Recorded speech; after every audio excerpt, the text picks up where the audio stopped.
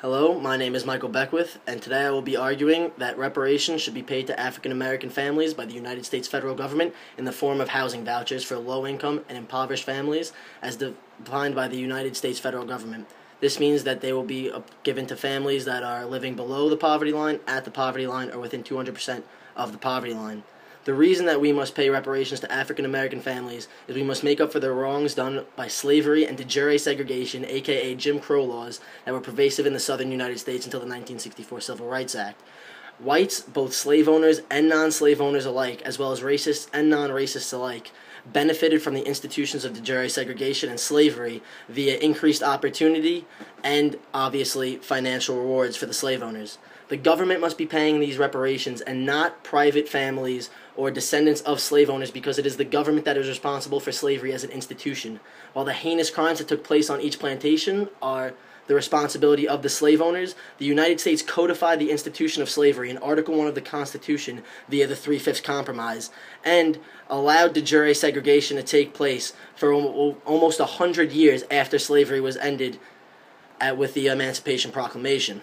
Now, John Locke and John Rawls, two respected political philosophers, agree that it is the moral and ethical responsibility of a governing body to repay the debt of any benefits gained through immoral or unethical means. John Locke himself said that to deny a person's right to reparation amounts to a refusal to recognize the full moral status of the person. In fact, acknowledging a duty of reparation is good evidence that one views the wrong party as a bona fide member of the moral and political communities. This shows that both ethically and symbolically, reparations are needed. Not only that, we must uphold and even redeem the integrity of our legal institutions by allowing such pernicious and immoral institutions such as slavery to exist legally in the United States is to degrade the institutions by making legality impotent. If it's unethical and unjustifiable, it cannot be a law. Housing specifically should be used as a form of reparations because it is one of the clearest effects of the legacy of slavery and de jure segregation, aka legal apartheid. Housing also has effects on the educational and career outcomes of relocated children, quality of life, and cognitive and emotional development, as well as much more. In the current day, 65% of children grow up in low-income families, as defined before, living within 200% of the poverty line, and 70% attend low-income schools, which is defined as 50% of the student body receiving free or reduced lunch. More than 1 in 4 black children live in concentrated areas of poverty, according to the Annie E. Casey Foundation, and 39.5% of the inner-city population is black, according to the Office of the Assistant Secretary for Planning and Evaluation at the Department of Health and Human Services. Black children make up 55% of the student body in high-poverty schools, and high-poverty schools in urban and suburban areas, on average, are below the 30th percentile in math and reading scores, while low-poverty schools are, on average, above the 56th percentile in math and reading scores, according to a study by John R. Logan out of Brown University. The reason these educational scores are important is because, due to school districting, housing and residence has a large effect on the educational outcomes of students.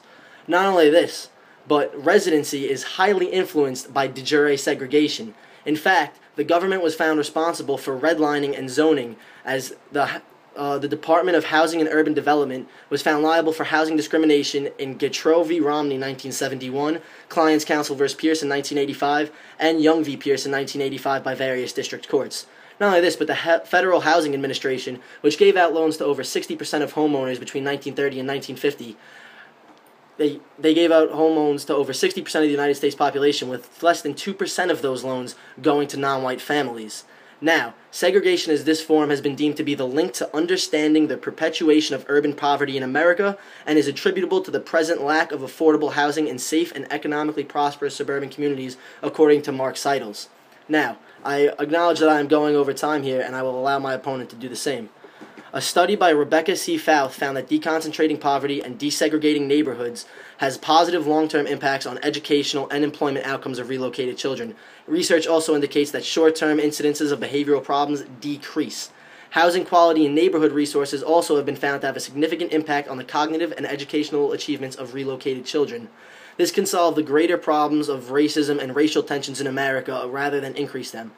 The prestigious sociologist Thomas Pettigrew said that residential segregation has proven to be the most resistant to change of all realms, perhaps because it is so critical to racial change in general. It is for this reason that I propose that housing vouchers be given to low-income black families in order to in order to repay for slavery and de jure segregation. Not only this, but any non-low-income black families can receive tax credit in order to make it so there is across-the-board reparations and not specific targeting of a subset of an affected population. Thank you.